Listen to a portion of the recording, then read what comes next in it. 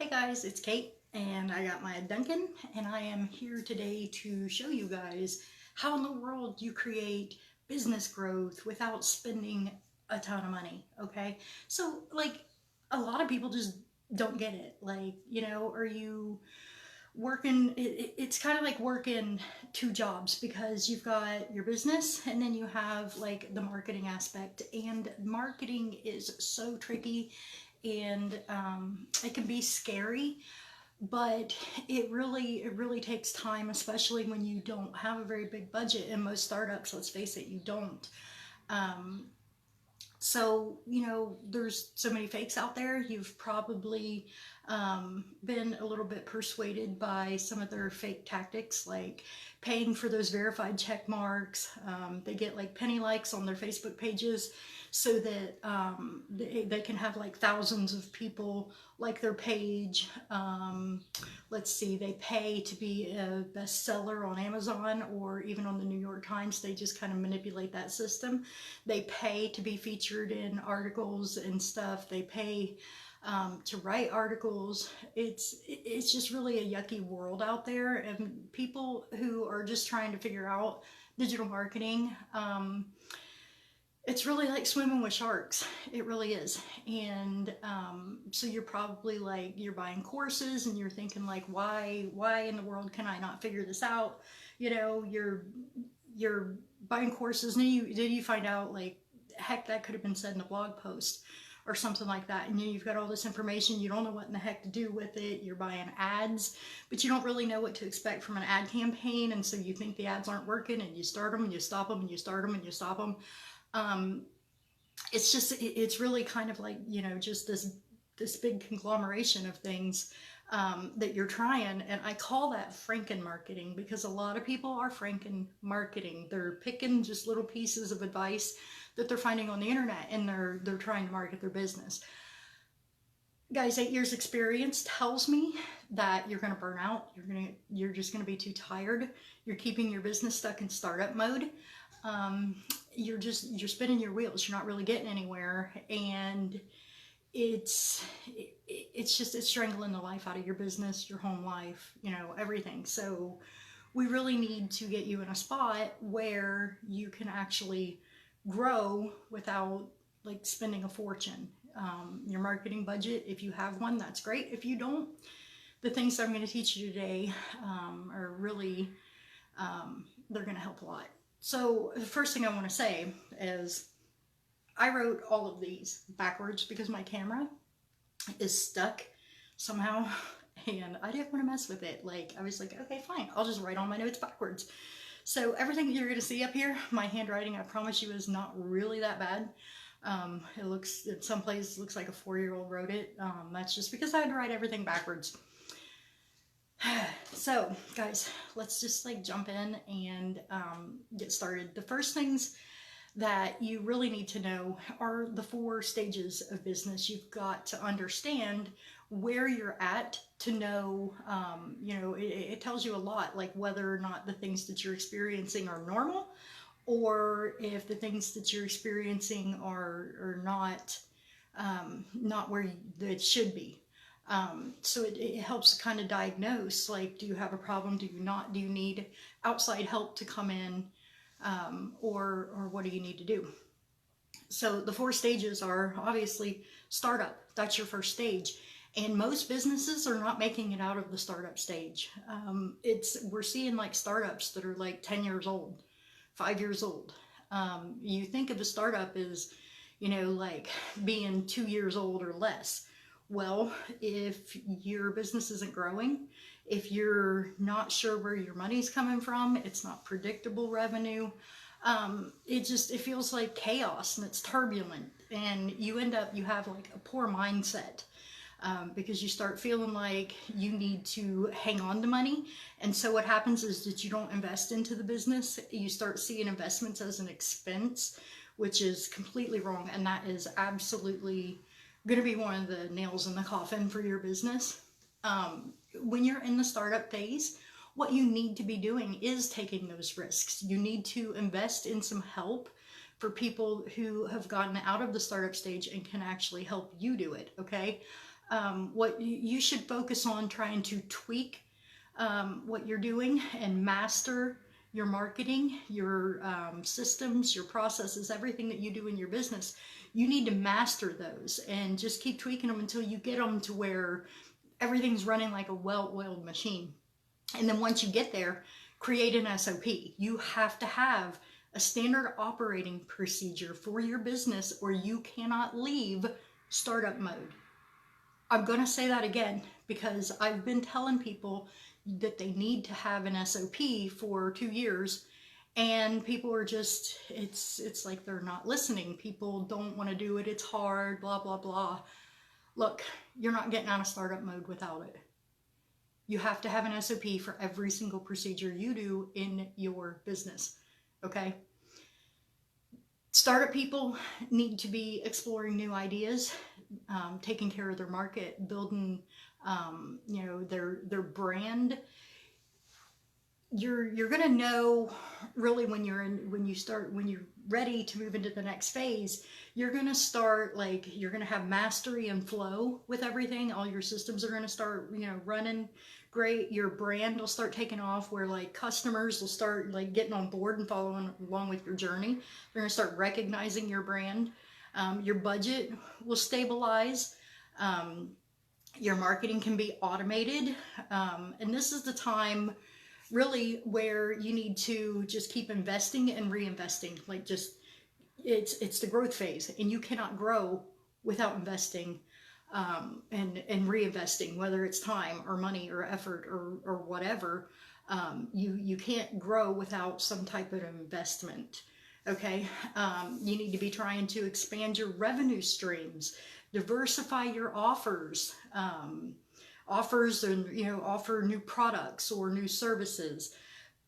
Try to get your team in there and get them stabilized. Okay, when your team starts to stabilize, then you'll be ready to move to the maturity phase. Okay, and I don't want you to think that this is something that you can accomplish just in a couple of years, because a lot of times it takes 10 years or more for a business to hit that maturity stage where they finally have, like, the attrition is low, they have a solid core of employees that are loyal and dedicated.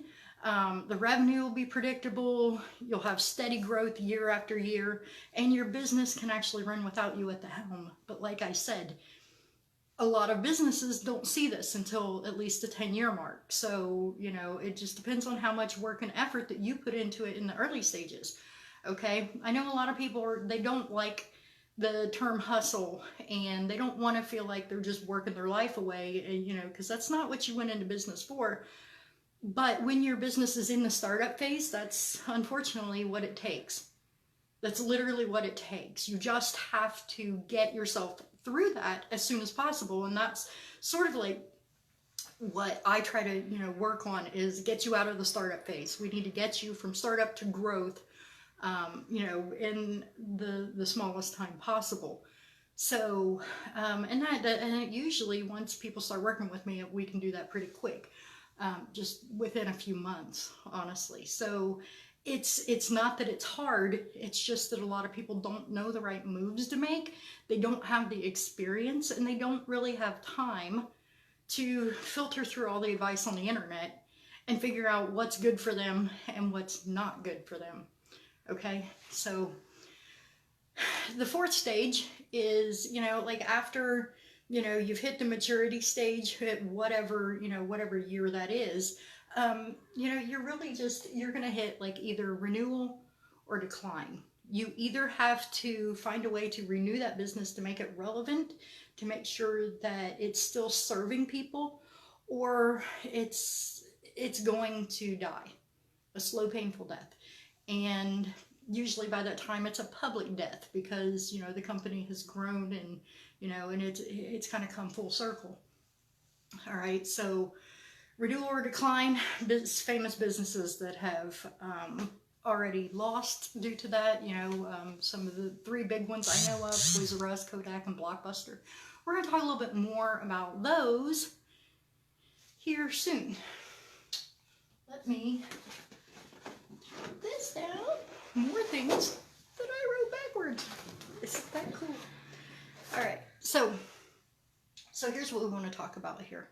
All right, now this is what your startup looks like, okay? This line here represents time, and this line here represents money. So when time is passing right about the same as, as your money is coming in, it just kind of like, it's like treading water. All right, and that's what it looks like when you're in a startup mode, is that your revenue really just sort of follows a path, and it doesn't really go up, and sometimes it doesn't even go down. Sometimes it will, and that is what we see over here. It's otherwise known as feast or famine, okay, where you get a lot of money at once, and then, next thing you know, you're like, well, I don't know where my next money's coming from.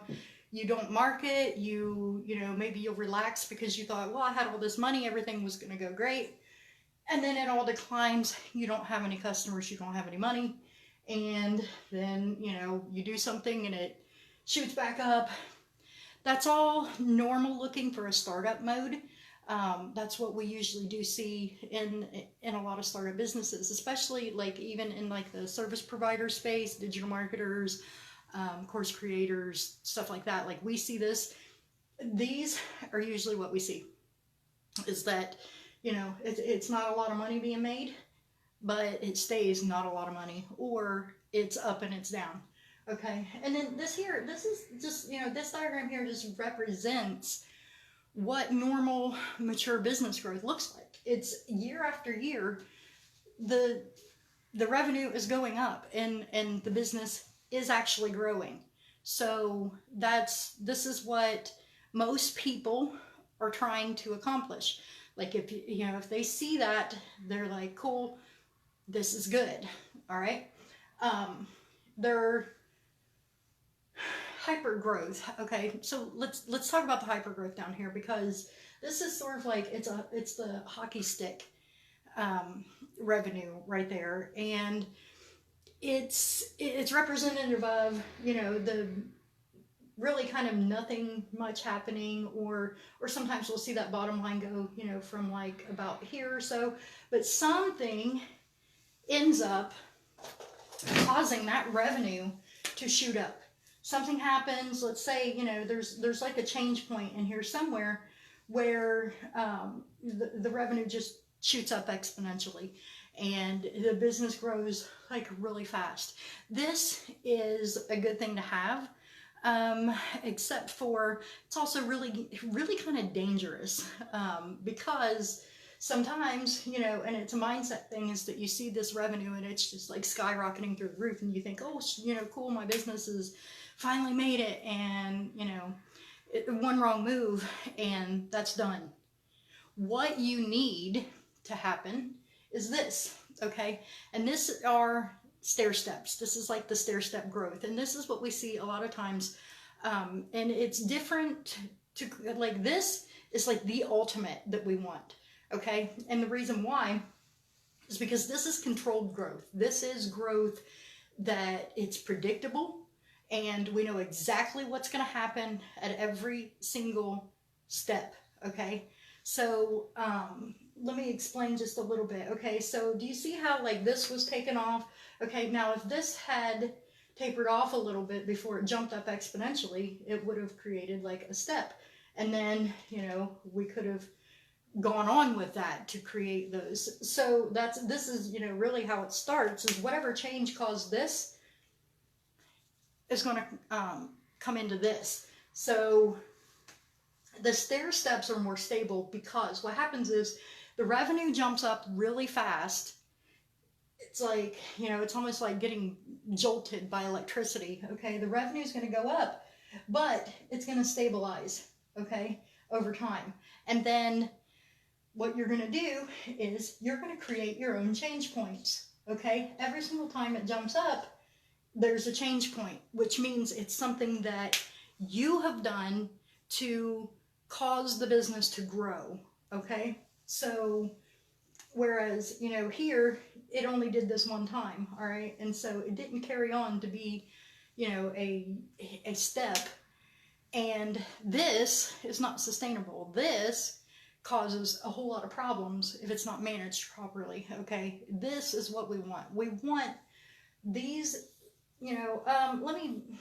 let's put it into like a description. Okay, say I'm going to use organic marketing. Okay, so like you're on Facebook and you're marketing, and you create a Facebook group and you start getting clients from your Facebook group. It goes up.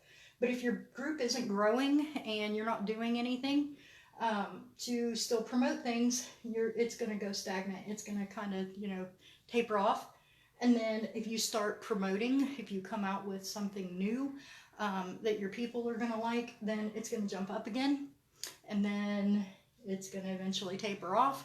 And then you're going to do something else, like maybe open up another pipeline, like, move off of Facebook and, do your Instagram account. Okay. So you start focusing on Instagram. It jumps up again. This is sustainable. This is logical growth. It's the growth that we want to see, okay?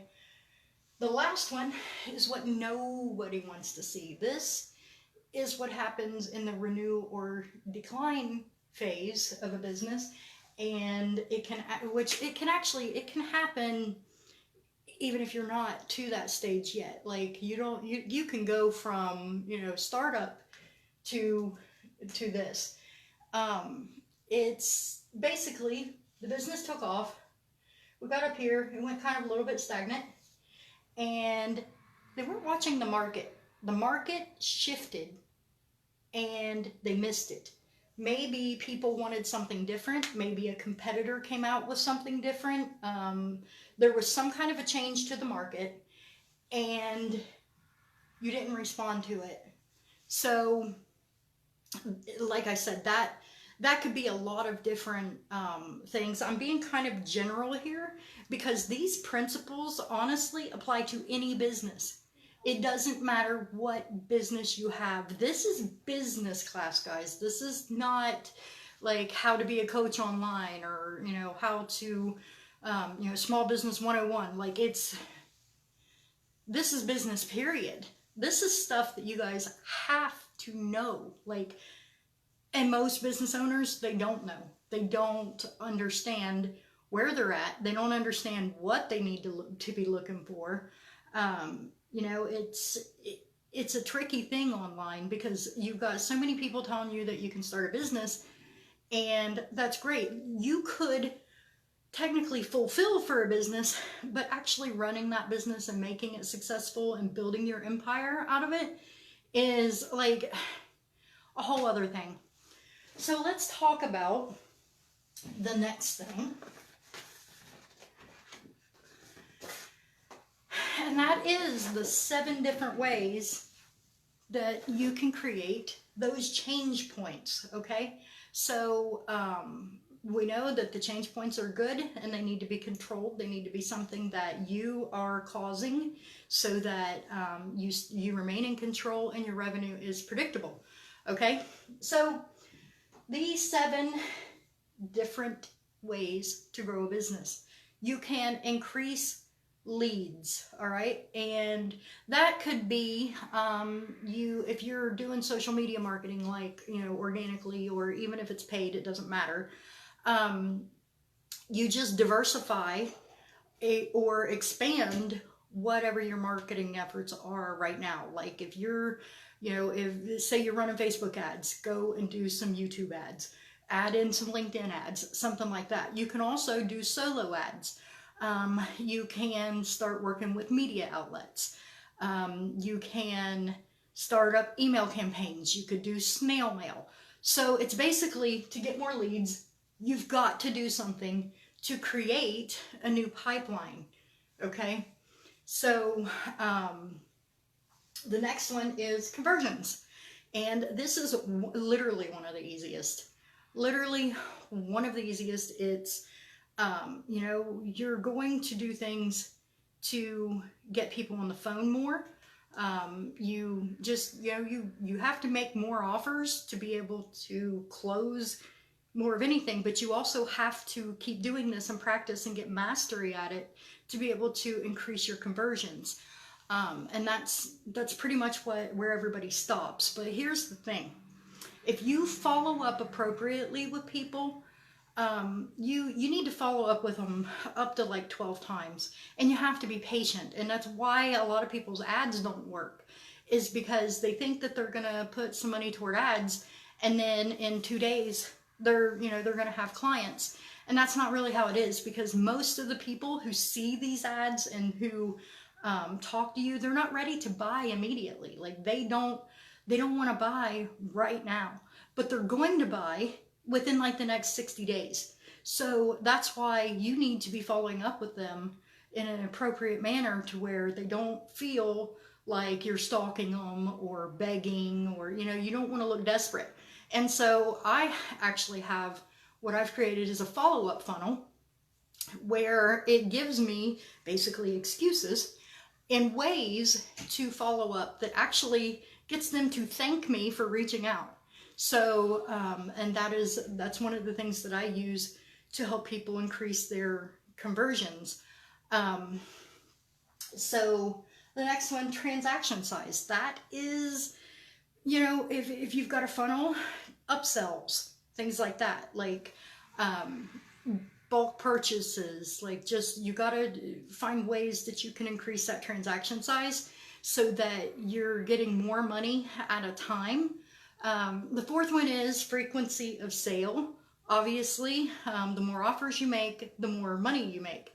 So you want to exploit to the best of your ability, like every single excuse, every single reason to have a sale or celebrate something that'll, some way to drag people back in. So, and I don't care, it could be your birthday, it could be their birthday, it could be minor holidays, just think of any kind of excuse you can to do that, and that'll help naturally just increase your frequency of sale. Number 5 is lifetime value. Basically, look, if you foster customer service and you're helping people to make the right choices, and you give them a good experience where they really feel good about working with you, then you're going to increase the lifetime value of the customer, because they're going to end up being loyal for longer. Number 6 is diversification. And that's where, you would probably like just start to introduce new offers and stuff to your audience. Find out, can you address a new pain point?